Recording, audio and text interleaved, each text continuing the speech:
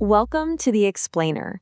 Today, we're diving into a really powerful idea from the book Screenwriting for Christians. Now, it offers this framework that's useful for any creative, really, one that shifts the focus away from the glitz of the red carpet and puts it squarely on good old-fashioned resilience. I mean, this is a pretty bold claim to start with, right? In this super high stakes world of Hollywood, or any creative field for that matter, the book argues that your most valuable asset isn't some magical, innate gift. Nope. It's rugged, stubborn stick-to-itiveness. So what is the secret to creative success then? Is it all about who you know, getting that one lucky break, or having that one in a million idea that just drops out of the sky? Well, according to this book, we're pretty much looking in all the wrong places. The author argues the answer isn't really in your script, it's in your character. See, this whole creative journey, it's not some glamorous sprint to the finish line. It's a marathon, a long one, and it's designed to refine the artist from the inside out. The book has a great name for it, A Path from the Grind to the Glory. Okay, let's dig into that first big idea. Why on earth would tenacity be more powerful than raw, undeniable talent? It sounds kind of counterintuitive, doesn't it? You know, there's a brutal honesty to this comparison. Think about it. Talent gets you noticed. It might even crack open a door for you. But it's tenacity, that gritty persistence to keep knocking after that door slams shut again and again. That's what gets you paid. That's what actually builds a career. Yeah, we all love that myth of the overnight success, don't we? You know, the writer who scribbles a script on a napkin and sells it for $1 million. The book calls these cool stories, but yeah, they're probably apocryphal. The reality? It's way less glamorous and involves a ton of work that nobody ever sees. And here's the crucial point. This long, difficult, frustrating process, it isn't a sign that you're failing. No, according to the author, it's actually part of the design. Every single rejection, every soul-crushing rewrite, it's viewed as a faith rep. You know, like a rep at the gym, but for your soul. It's a spiritual workout that builds endurance. All right, so this relentless process, all these faith reps, they lead us to what's often the hardest part of the entire journey.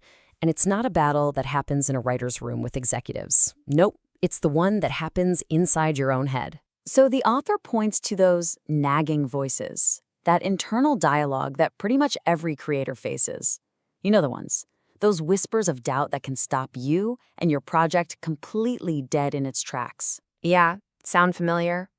The book describes these doubts as the enemy's favorite and, frankly, most effective tool. And why is that? It's because they go straight for the jugular. They attack your identity as a creator, making you question your entire calling before you've even finished the first act. So what's the antidote? How do you fight back against all that fear and doubt? Well, it's not bravado. It's not puffing out your chest and faking it till you make it. The book says the answer is authority, a kind of spiritual authority, which means grounding yourself in something way more stable than your fleeting feelings or whether you got a yes or a no this week. And this idea completely reframes the whole act of creating something. When you have this kind of authority, you're not writing for a pat on the back. You're writing out of a sense of calling, of obedience.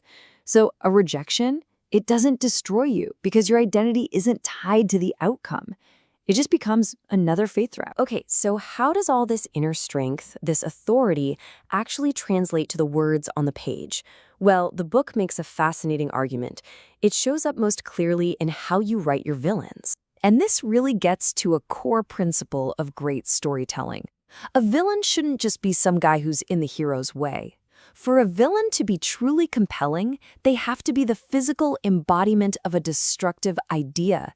They have to be the face of a lie that the hero must defeat. And this framework here, this is what makes that whole idea super practical. When you ground your villain in a core lie, something like the end justifies the means, or there's no such thing as absolute truth, bam, you instantly give your story real thematic weight. Your villain isn't just a bad guy anymore. They're a compelling, even persuasive argument that your hero has to take apart piece by piece. This creates such a powerful dynamic. The villain basically becomes a dark mirror, showing us exactly what the hero could become if they made the wrong choice. You know, where the hero sacrifices, the villain demands. This contrast, it raises the stakes from just physical to something much deeper, something spiritual. So let's bring it all together. If success isn't really about the million-dollar deal or walking the red carpet, then how are you supposed to measure your progress?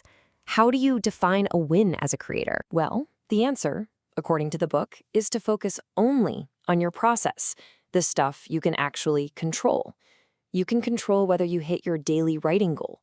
You can obsess over story structure. You can rewrite and then rewrite again.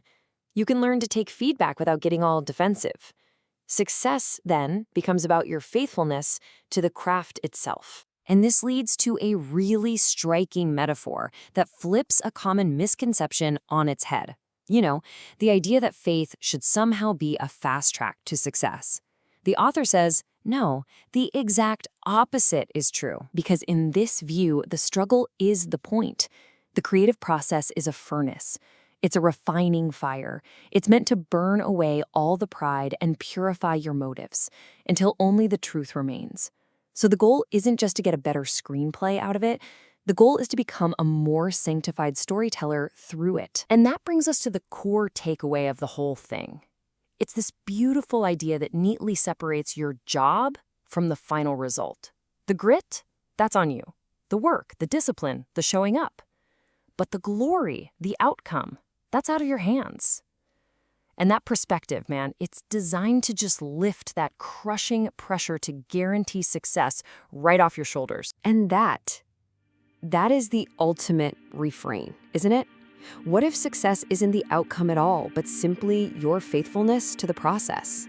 This turns that daily, often lonely act of creating something from a grind you just have to endure into a sacred act, an act of worship. And that's true whether anyone ever sees it or not. A really powerful idea for any of us to think about.